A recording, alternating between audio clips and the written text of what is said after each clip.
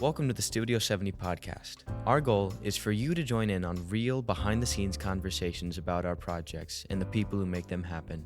Thank you for joining us. Hey, I'm Austin Parenti. Welcome back, guys. And today we're joined by two super special guests. So go ahead and introduce yourselves. Maybe Dan, you can kick us off. Yeah, hi, I'm Daniel Grasso. I'm a friend of Austin Parenti and the King's Academy. I went to school with Austin. We've been friends for a while, and I'm currently a PhD student in philosophy at St. Louis University, and I enjoy talking to Austin about art and film and the many TKA films that he's written and produced. Yeah, you might have seen Dan's name at the end of many of our film's credits as a special thanks, because Dan, you read all of our scripts for us and provide us feedback, right? I try, Austin. Your biggest claim to fame at the moment might be the character that Sheila Friedman played in Flamingo Heist, the kooky lady who's supposed to run our tech van operations. I think you incepted. I did think of the idea of old lady IT person. So yeah, you can thank me for that. And we also have in the call Aaron Mejias. Yeah. Hi, my name is Aaron Mejias. I am presently, let's just say, an MA student in public policy and public administration. I also went to school with Austin and Daniel. We were all very close in college and continue to be so after we graduated. And I started a podcast pretty much shortly after college with Austin called the Academy Podcast. And that's a sort of deep dive into specific philosophical works in which we try to present ourselves as a companion piece to students, either undergraduate or graduate, that are reading these materials. And so we're kind of trying to be different than other, philosophical podcasts, because those usually kind of go through vignettes of specific topics, but instead we do deep dives into whole works and march through them in their entirety. So Austin and I did that for a number of years, and then Daniel ended up taking up the reins as Austin has transitioned into his role at TKA. So, he invited us both on here because we're both just super passionate about the subject of philosophy. And yes, so we've been friends, us three. I mean, you guys have a year on me, I think, but It's been 10 years. It's been actually 10 years. It's our 10-year anniversary. Yeah. Which maybe is not a huge deal. What a way to celebrate. Yeah. Yeah, right. This is our celebration. Maybe not a huge deal to some other people who have been around the block, but for us in our 20s to be celebrating 10 years of friendship is really delightful. So yeah, we are all philosophy enthusiasts. Of course, Dan and Aaron are pursuing it in more of a professional way, especially Daniel with the PhD. But me, I've always considered myself, I guess, a hobbyist. Is that fair to say, guys? No, sure. I would say that, philosophy finds itself in many expressions, right? And so I think art, and in your case specifically filmmaking or just being an artist, is in itself a sort of an expression of ideas and thoughts put to practice. And I think philosophy today has, unfortunately, and I think Dan would agree with me, I would love to hear his thoughts too, but unfortunately it's kind of been relegated to the field of academia and into the ivory tower of the university, when really philosophy was always meant to be a very practical, lived experience. It's supposed to embolden the craftsman. It's supposed to embolden the artisan, the farmer, the shepherd, the basically the salt of the earth. Philosophy is supposed to be how to live well, how to think well, how to engage in civic discourse well. And it's supposed to characterize and color every part of our lives. And unfortunately, we tend to think like, well, I like to dabble in philosophy, or I like to think about things, but real philosophy is done on the university campus. I mean, to some degree that is true because you have real academic philosophy. But for the most part, that's really supposed to be disseminated. It's actually one of the sad realities of modernity, that we've kind of segmented these things out and started to compartmentalize them and hide them away. Yeah, I was going to say you're a hobbyist as a professional myself. Just kidding. No, that's terrible. Yeah, so much of what Aaron said is true, especially having witnessed the academic side of it firsthand. I'm kind of shocked at the amount of things that go on where you're kind of like, oh, that's a little absurd. But it's hyper specialized now to the point where the dissemination takes a long time. I do see it get out there, but you'll have a conversation between 12 people in the world who care about some topic and they decide this is what it is. And then someone else is like, oh, I need to know about that. And they're like, okay, well, they say it's that thing, so I'll use it in my thing. And then it gets broader and broader until it reaches regular people, aka not academics who are in the ivory tower. But I think that philosophy is so important. And the reason I got into it was not to be one of those 12 people in some subcategory having that conversation. It was to do a lot of what the three of us experienced at Palm Beach Atlantic, where in the honors program, where we all talked about philosophy as worldview. And I think that that's one thing where it's like, yeah, every student, every undergrad, every adult, they have a philosophy, whether they know it or not. And it's better to engage with it, become educated in the tradition you were raised in, to be able to engage with the world as it is now, and to know why you do things in life and what goal you're setting, and things that even don't sound super philosophical, but just what do you want out of life? That's the most simple philosophical question that everyone acts on, even if they haven't thought about it. Yeah, I totally second that experience at Palm Beach Atlantic in the honors program. It helped me see that philosophy, as you guys are saying, really does permeate every trade. And I have found that it's been one of the secrets in the sauce of what makes Studio 70, our small little production company based at the King's Academy. It's what makes us us, is that we're trying to tell stories that maybe just have a little bit of a deeper bite, weight, or truth value to them. But we'll get into that. So hopefully y'all listening can already see maybe where we're going with this conversation and why we're about to talk about philosophy for a while on what is otherwise a film podcast.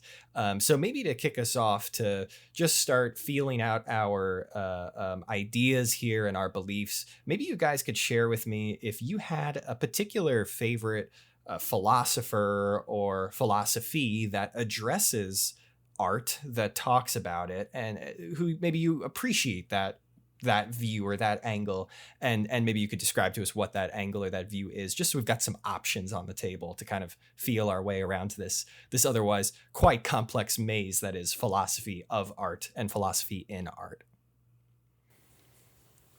Yeah, Dan, you want to? Aaron, you want to go first? Oh, You want to go first? I know you want to talk about Plato, so I want you to. Oh no, actually, I don't. You don't want to talk about Plato? I don't. I thought you'd come in it hot was and funny. heavy with the negative side. yeah, of things. I was ready for it. Well, so the reason why they're joking about Plato, and I was prepared for this. So Plato is interesting because he ends up saying that art, and he's specifically talking about the theater, and I'm pulling this from the Republic. He talks about how engaging in the theater, and let's just call it art, is purely supposed to be for the education of the state.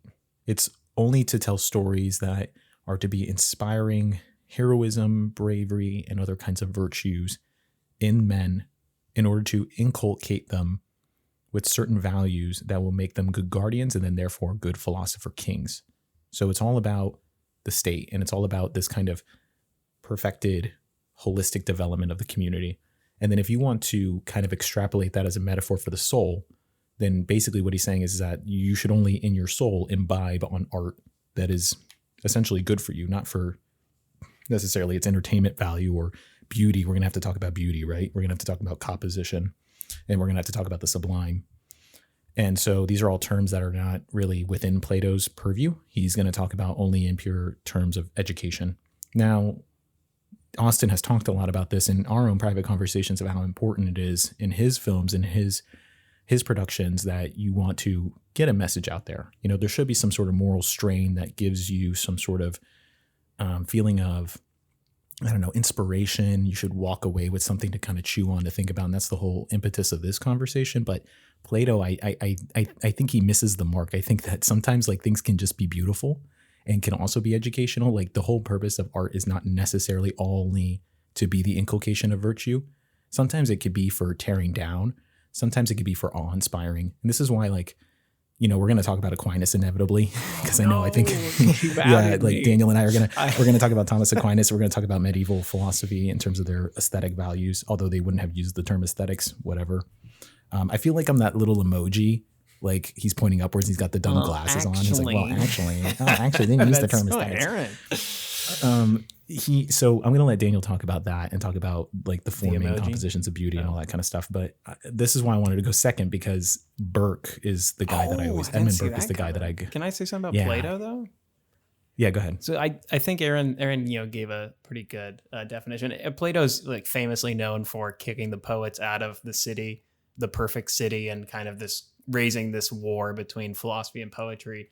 And this is seen as kind of like, oh, art's an imitation and it's a lesser thing, and whatever value it may have, because it's highly controversial as to like what he really meant, because he only says something in the last book of the Republic after talking about how art does train your character in this kind of good way. Maybe it's okay as long as it's good art, morally good art. And then at the end of the book, he says, you got to get out of here, all of you guys. And so it's kind of like, okay, what did he really mean here?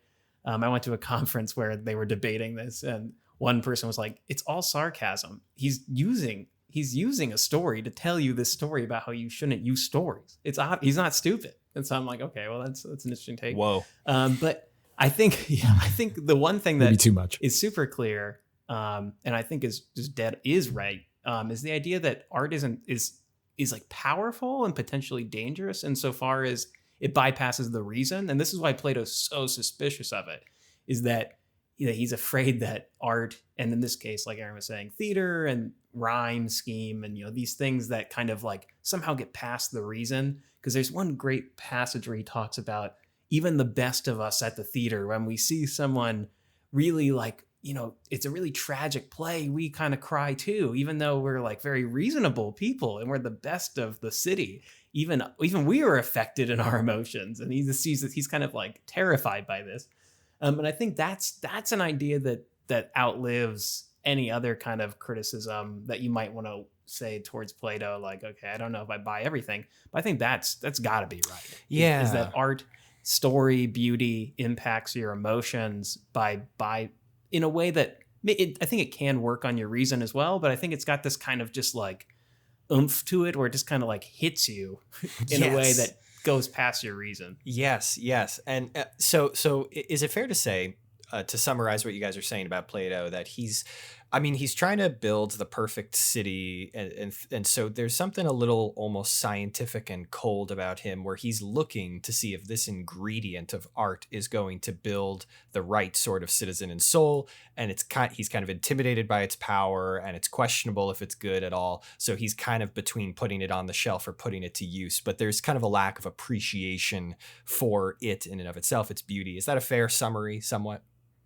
Yeah, absolutely. And I would say, even further, to take it in its own historical context, we have to remember that it's the sophists that are kind of running the government of Athens, right? These kind of young men that are being taught to engage in soliloquy and into poetry in order to sort of have the best rhetoric. And you can see, if you ever bother to study the history of ancient Athens, which is obviously a niche topic in itself, but you see time and time again the winds of political change that blow very viciously simply because somebody gives a really good speech and impassions the citizens to vote in a specific way. And you can see that in any sort of democratic society, right? And so Plato is very much against that, because we think about art, and again, we're segmenting things in our society. We say, well, art's over here, and rhetoric is over here. But they're the same. They're kind of flowing in the same river, though. We kind of segment them, but the culture is all kind of one stew. And so he's saying, like, well, we have this rhetoric that's existing in our politic, in our body politic, and all that is coming from, you see these like displays at the theater, and that's impassioning people. And then people are just taking that same kind of culture and those same kinds of lessons, and then saying, well, I can apply it here and here and here. And that's no good. So he has a reason to say it, but I'm just critical of it in a philosophical sense. And when it comes to the sophists, like the famous line about the sophists is that they make the weaker look stronger through not reason, but through this kind of artistry, which is this kind of fear that it might be used inappropriately, right? So you're saying like you have to keep in mind that the practical application for Plato when he's writing this is like, oh, well, people are misusing whatever this very powerful thing is right in front of me in bad ways. Okay. So we peer pressured Aaron into sharing about Plato, who has maybe a more cautionary and somewhat negative view of art due to his cultural context, but also, we still debate his actual philosophy to this day. Dan, take us now to your primary person first. And then we'll I was going to go through a little detour, actually. We'll take us. We're along for the ride. I was going to take him to the opposite side of Plato, because one thing we didn't talk about, and I won't get into it, but you guys talked about it a lot when you guys covered the Republic, is the idea that Plato's suspicious of art for another reason, which is that it's at some sort of like metaphysical disadvantage, that somehow it's like there's forms of reality, and then there's reality, and then there's art, which is like a third remove. So it's like art itself is at such a disadvantage because it's like, it's not, how can it be true when it's it's 3 times removed from truth? So he has this kind of like metaphysical objection to it, along with these kind of practical objections, these kind of suspicions about how we'll overthrow the city using it. And I wanted to talk about someone who also believes in a very strict republic, Martin Heidegger, who thinks pretty much the reverse, which is that art isn't at a ontological or metaphysical disadvantage, such that art doesn't covers up the truth of reality or something like that.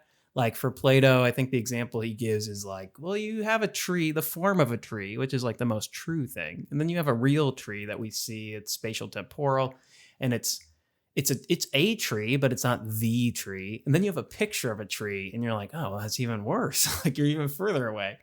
But I think Heidegger has this interesting reversal where he has this idea that art doesn't cover up reality, but it actually reveals reality in a way that you can't really see it until an artist takes the time to really show us what that form is. So instead of it being further removed from the truth of whatever's happening, it's actually like revealing the truth of what's happening. And so art gets this huge boost. It's the total reverse of Plato, where the artist is somehow making something more fundamental than your everyday reality. Like you can see a tree outside, you're like, that's a very beautiful tree. But then you see a tree from a very good painter and it's placed in this perfect environment. So it's glowing and you see everything about it. And all of a sudden you're like, wow, trees are really beautiful. Not just the tree I see outside, but this is just making me like, it's revealing everything about what a tree can be. Like, this is amazing. And so I just wanted to bring that up because I figured Aaron was going to talk about Plato. And so I thought it'd be interesting to talk about the mirror opposite, because I wouldn't really recommend anyone listening to this read. To synthesize really quick before Aaron, you jump in, just want to make sure I'm understanding. Heidegger is kind of saying art is like a periscope that helps me to peek over the temporal plane and into the plane of the forms. Something like that. I mean, his language would be more like maybe digging instead of poking up. The forms aren't out in the heavens somewhere. They're more like everything around you has become rusted over, and you're like, he's like, art like scrubs it away so that you actually can see what it really is like. It's uncovering or unveiling or something like that. That's the language he prefers, some sort of revealing. But okay. I thought, Austin, you would appreciate that idea that art doesn't cover up, but it actually reveals in some way. Yeah, I love that. But you know, and I'm sure maybe he has this qualifier that I think art has the power to do both, where good art would clarify and reveal, but bad art would conceal in the way Plato is afraid of. I mean, I think maybe. Oh yeah, that seems right. That's getting onto the more moral dimension involving art. I want to let Aaron talk about Burke, because I'm really interested in what he might say about Burke's aesthetic theory. Yeah, I mean, it stems from, you know, obviously, I would say Aristotle, and then to an extension, the medieval philosophers, specifically in Thomas Aquinas. And we can talk about that too. You know, the problem is that the minute you start kind of going through the history of philosophy, things get really heady really quick. And we start talking about terms of like, well, you know, beauty, does it exist within the mind, or is it an objective quality, you know, and how do we understand it, and what are the faculties in which we end up like ascertaining beauty, and what is beauty composed of, and then how does that feed into art? And so these are all like terms that have been fought over for a long time. The reason why I like Burke a lot, so Edmund Burke, really quick for context, was a sort of a conservative British philosopher. He's considered the father of political conservatism. He's more of a political philosopher. He's known for his reflections on the American Revolution and reflections on the revolution in France. So he's living towards the end of the 18th century. So we're dealing, 1770 to, early 1800s. And so he has a short book, and it's got quite a title to it. I want to make sure I get this right. It is called A Philosophical Inquiry into the Origin of Ideas of the Sublime and Beautiful. And so the reason why I like him so much is because he talks about beauty and how beauty is something that inspires us to love. It gives us like this radiance of love. It gives us calmness. It is something that he would describe as pleasing. Very simple, right? The beautiful is what is pleasing to us. It's what we enjoy. But then the sublime is this kind of like distinctive quality that exists where he says it gives you over to fear and dread, and it makes you consider death. And it's very imposing. But sometimes we want the sublime and not the beautiful. Sometimes we seek out something that would be very frightening, almost terrifying in its glory, in its power, and not to say that it's hideous, because sometimes, like, I don't know, like all of us have been to Europe. You step into a cathedral in Europe, right? And you have those images of maybe, the Christ or of the Father, this like imposing altar, this sort of like crushing weight. And then if you kind of look past the beauty of it, and then you realize the splendor of it, and you start to kind of reflect on heaven and all God is, you feel very small.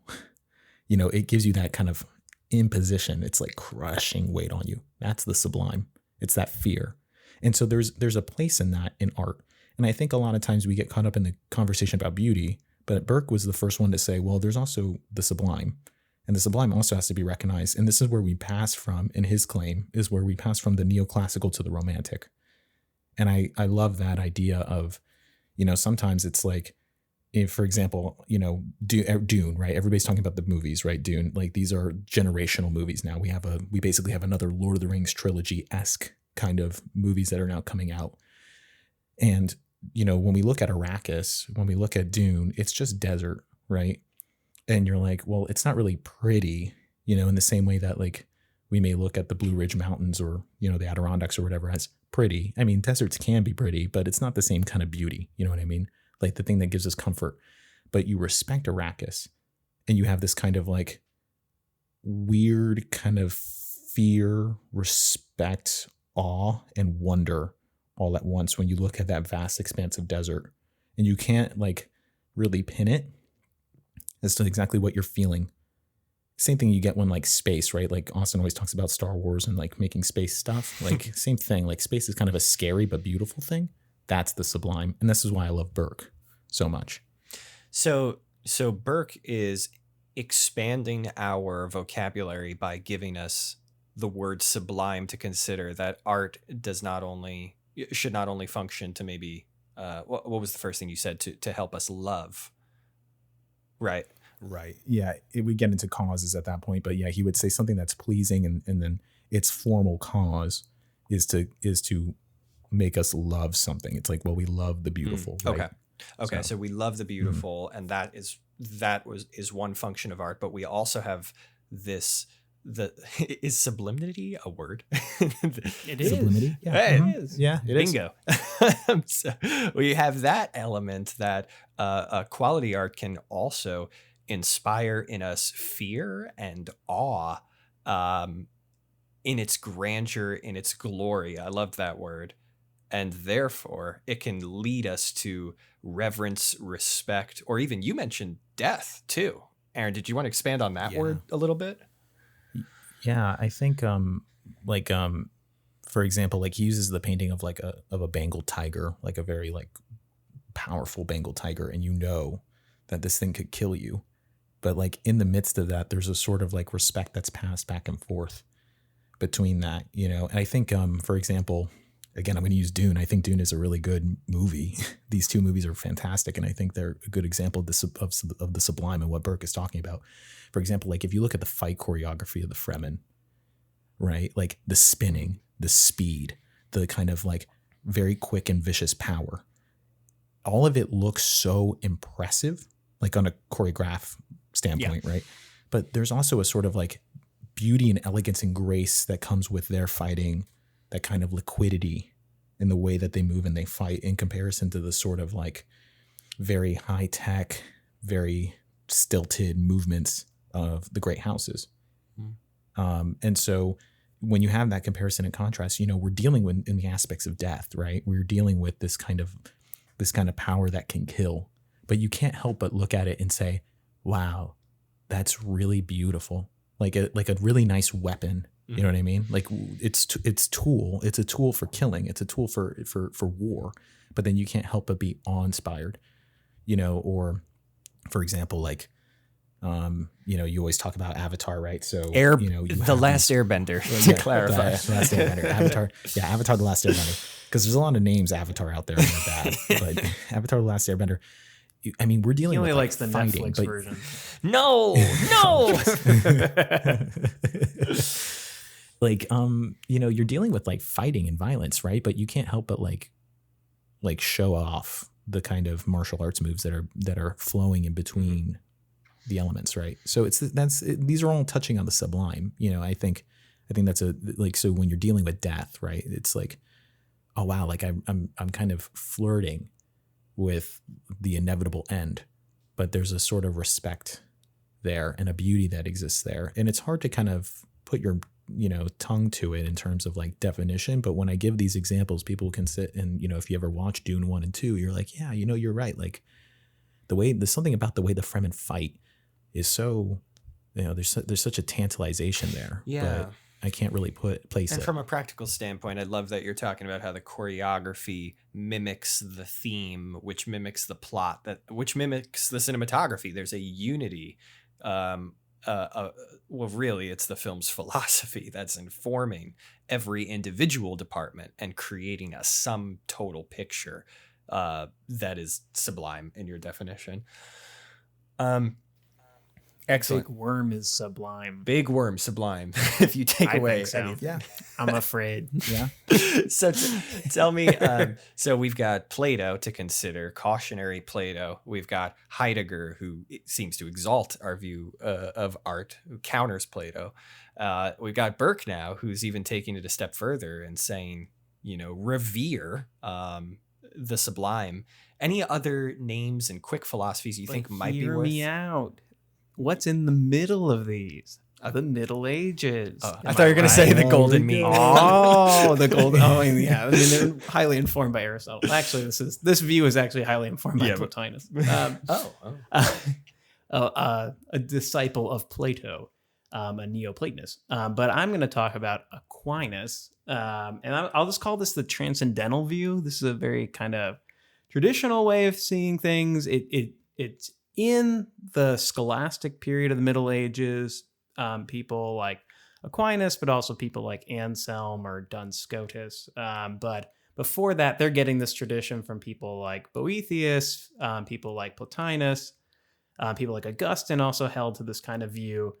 And the idea of beauty is usually accounted for as a transcendental, meaning that it's accounted amongst ways of being.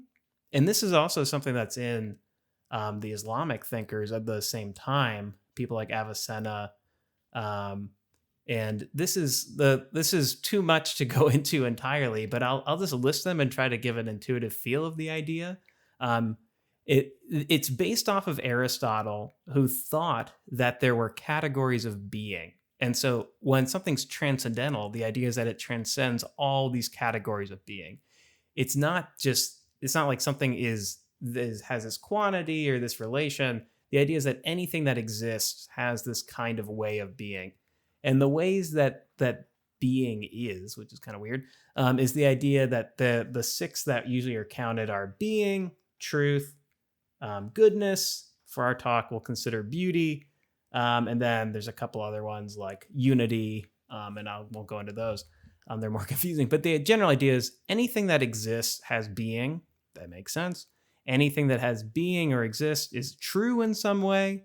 Anything that exists is good in some way. And for some thinkers, anything that exists is beautiful in some way.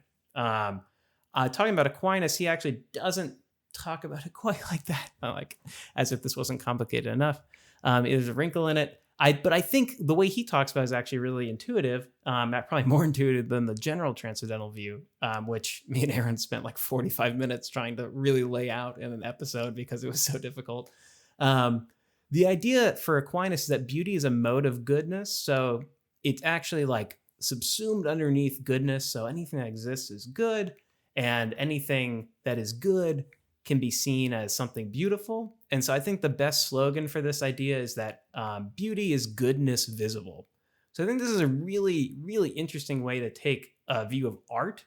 It's a very strict kind of beauty because it pretty much says it ties morality and whatever is good or whatever is bad to beauty really tightly. So if something, like you were saying, Austin, like a bad art or immoral art perhaps can actually cover up the truth. And this makes sense because each of these things is supposed to be convertible to the other in the sense that something that's beautiful is true, is good, and something that's evil or bad is also ugly or false.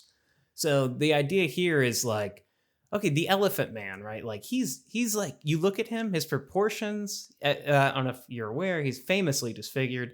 There's a movie about him David Lynch made. It's a very nice movie actually for David Lynch. And he's a very ugly man. If any of us saw him walking down the street, we'd be like, that guy is horrendous looking. He's hideous. People run away from him in the movie, and no wonder. Like his proportions all off. Not at all what you consider a classical beautiful person. But the movie's correct, at least according to his biography, is that he is inside a very beautiful person. He's a historical figure who existed, and supposedly he was a very beautiful person on the inside, as we might say. That he's a very good person, very moral person, very loving person.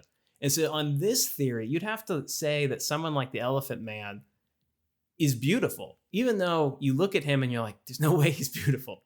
A similar thought experiment is you imagine a saint is being burnt alive for like God's glory or something like this. That is a terrible thing to see, I imagine. Like terribly maimed, very ugly. To see the body disfigured like that must be just absolutely horrendous to see. But this moment is something of great love and something of great goodness, so it has to be something of great beauty. And in one sense, that makes a lot of sense, right? Like Christ's passion on the cross is the most beautiful thing that ever happened.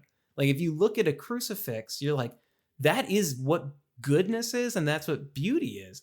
But then you look at it and you're like, oh, but that's a man who's been beaten to an inch of his end of his life, and he's terribly disfigured and maimed, and that's really ugly. So how do you bring these two things together?